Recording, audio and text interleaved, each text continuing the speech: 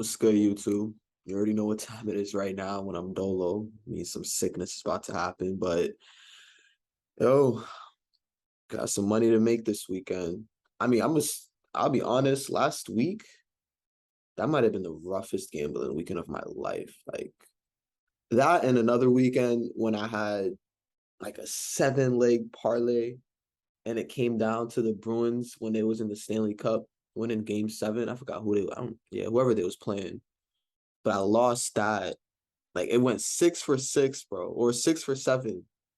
And I had one last leg of that parlay left, and it was the Bruins to win. I hit 2 weeks ago on a college football parlay. Shout out Florida. Shout out Anthony Richardson. But after that weekend, like last week was terrible, bro. Oh my God. I missed all my college football parlays. The NFL parlays all went to shits early. I try to make up for it on the Monday night player prop with had Judy over 58.5 yards, Cortland Sutton over 4.5 receptions, and then Russell Wilson over a 1.5 touchdown. Of course, Russell Wilson decides he wants to be weird for basically 3.5 quarters. That shit doesn't hit. So basically, bro, it's been a rough week for me, gambling wise. I started off great 2 weeks ago. I'm down bad this week, but man, I can't stop a soldier. We're gonna try to bounce back this week. And I made two separate parlays that I'm gonna share with y'all. One is a college football one, which this video is probably gonna be out before that first kickoff at noon. So I'm gonna try to get it out before then. But the first one is a college football one, and it's a four-legged parlay. The first part of this, I have the Georgia Bulldogs versus the South Carolina Gamecocks. Crazy name. Over 55 points. And the reasoning behind that is first we'll start with South Carolina. And I'm not like, bro, I'm gonna be real. I don't know too much about college football. Like I'm not a die-hard knowing people who's in the transfer portal, shit like that. Like I'm not that tied in, but I've been trying to catch up this year or keep up with it this year. But South Carolina, week 1, they played Georgia State. They dropped 35 points. All right, whatever. That team, Georgia State, probably not even that nice. But the next week against Arkansas, who was ranked 16th, they still managed to drop 30. So I know they're playing Georgia now. That defense is nuts. But 35-30, they can at least give me 25 in this game. 25, 27. At least that's what I'm banking on. So, it might not be the best reasoning, but I'm sure some people out there could kind of see where I'm coming from. And I'm sick, so I want to watch the game too, because this game's going to be on, I think, ESPN. So I love watching games that I actually bet on. Like if you just watch a game and if you bet on a game and you don't watch it, you're weird. But it's going to be on ESPN, so might as well add a little suspense to it if I'm gonna sprinkle a couple of dollars on it as well. But yeah, South Carolina, they've been showing to put up some points the past 2 weeks. And then Georgia's just gonna give you 30 easily. Week 1, when they played Oregon, I bet on that game and I bet on Oregon like an idiot. But they dropped 49 points on Oregon that game. That the scary thing is they held Oregon at 3. And saved that over was 55 for that game. You just missed it. So that's what I'm a little bit nervous about is Georgia's defense. Like, are they gonna lock these dudes up? And then they played Samford in week 2, some no-name school. No offense, any people who graduated from Samford listening, but they scored 33 on Samford. Samford had 0. So Georgia's gonna put up points. That's just a fact. South Carolina has shown to put up points, and 55, like that's doable. So I'm going with that. That's the first part of the parlay. Again, it's four bets in this parlay. Second one, I got the money line on the BYU Tigers over the Oregon Ducks. Again, after I've been on Oregon week 1 and felt like an idiot, I learned my lesson. So, I'm going to bet against them. And this is another game that's going to be on. It's going to be on the big screen. And BYU was actually, yeah, so BYU is ranked 12th. So they have a higher ranking, but they're actually the underdogs in this. Like, they were at plus 140 for the money line, which is, again, that might be some college football shit that I'm not understanding, but what the fuck? BYU, they look like they're fun to watch. I've caught a couple of their games. Bunch of kids in blue. you know, fuck it. I'm gonna bet on that. But yeah, BYU money line over Oregon. Give me that. So that's 2 right there. Third one, I got Texas Tech Raiders. Shout out to my Texas Tech people. Met a couple since I've been out here, but I got them at plus 10.5 over the North Carolina State Wolfpack. So, and this one, I'm pretty sure. Okay, yeah. So NC State, they're 16th.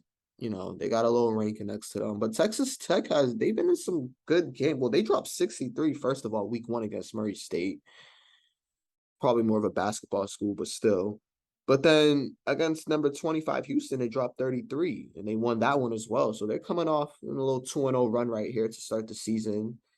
And NC State, they're giving them 10.5. Like, I feel as if that game is going to be close. I'm not saying Texas Tech is going to win. That's why I didn't take the parlay. I didn't take the money line, but I don't know. I'm just banking on that game being close. Not the best rationale, but when you're sick and you're a gambler, there's never a good rationale. And the last part to this parlay, and then we can move on to the NFL, which I know that's what y'all are waiting for. But the last leg to this parlay, I have Michigan State money line over the Washington Huskies. This game is definitely going to be on national television if I'm not mistaken, because that's part of why I bet on it. Yeah, it's going to be on ABC. Michigan is 11th. Well, Michigan State is 11th. Washington is not ranked yet. Michigan State is the underdog. So that's a little bit spooky, but if you're a gambler, it's kind of juicy at the same time. And Washington, they beat Kent State 45-20. Kent State's not even ranked. They beat Portland State. I don't even know Portland State existed, 52-6. They have not beaten any impressive schools in my eyes. And Michigan State being ranked 11th. Let's see. They don't got no impressive wins either. They beat Western Michigan 35-13, and they beat Akron, shout out Braun, 52-0. So neither team has any impressive wins under their belt, but why is Michigan State ranked 11th and Washington isn't ranked yet? Michigan State is the underdog. I guess it's because they're on the road, but I don't know, man. I'm going to take those odds if you're going to throw them at me, especially if the team is ranked. So, yeah, one more time to recap that. Georgia and South Carolina over 55. BYU money line over Oregon. The Texas Tech spread at plus 10.5 against North Carolina State. And then Michigan State money line. You bet $5 on this, you're walking away with about 80-something.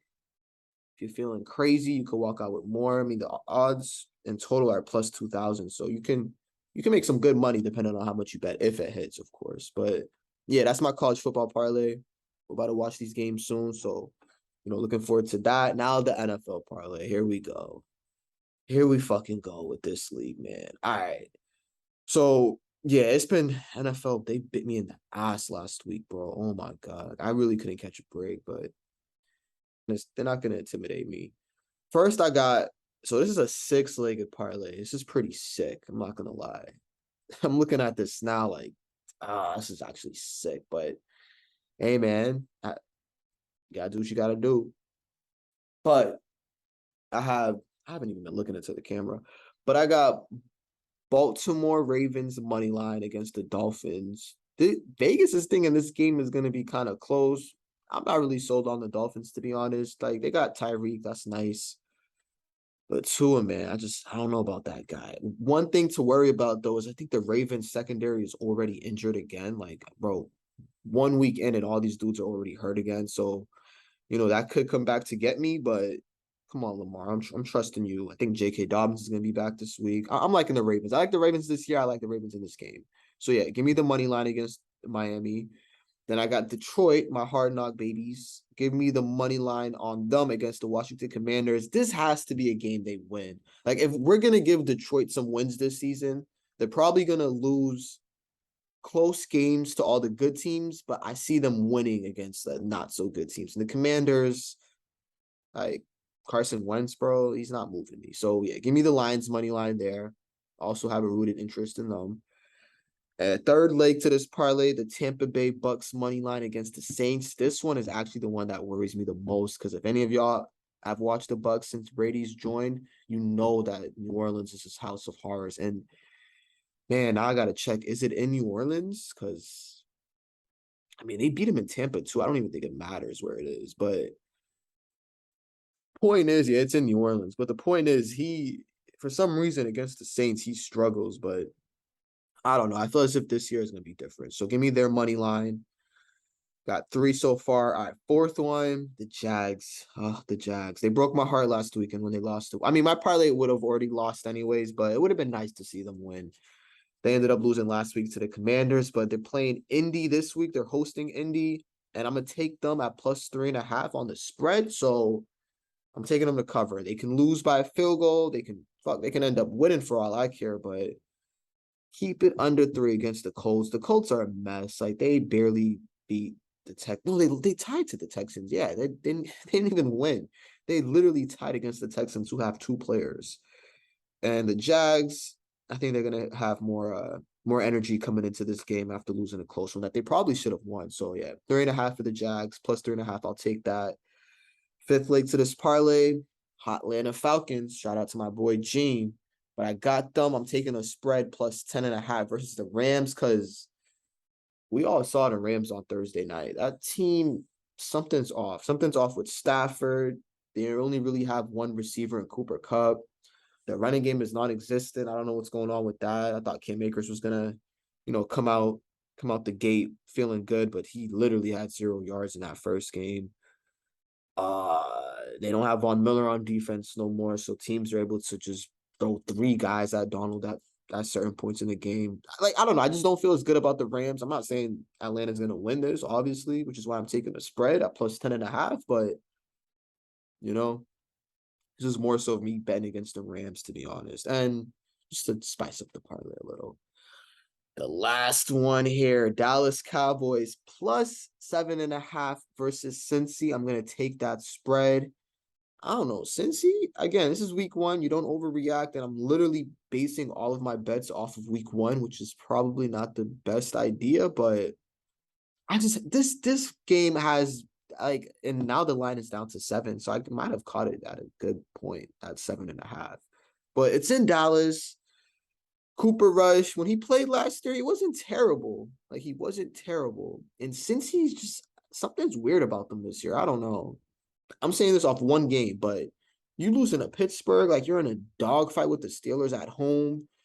Mitchell Trubisky's doing whatever he wants.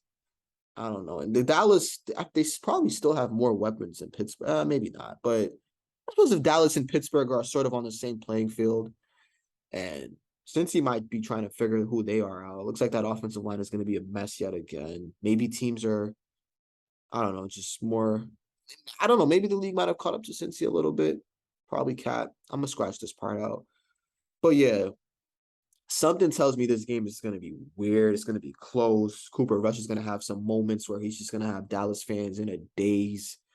I'm not taking Dallas to win, but I can see this game being close. So Dallas plus 7.5. So you get that in a half, which is perfect because they could lose by a touchdown and I'll still win that bet. So yeah, that's the parlay for the NFL.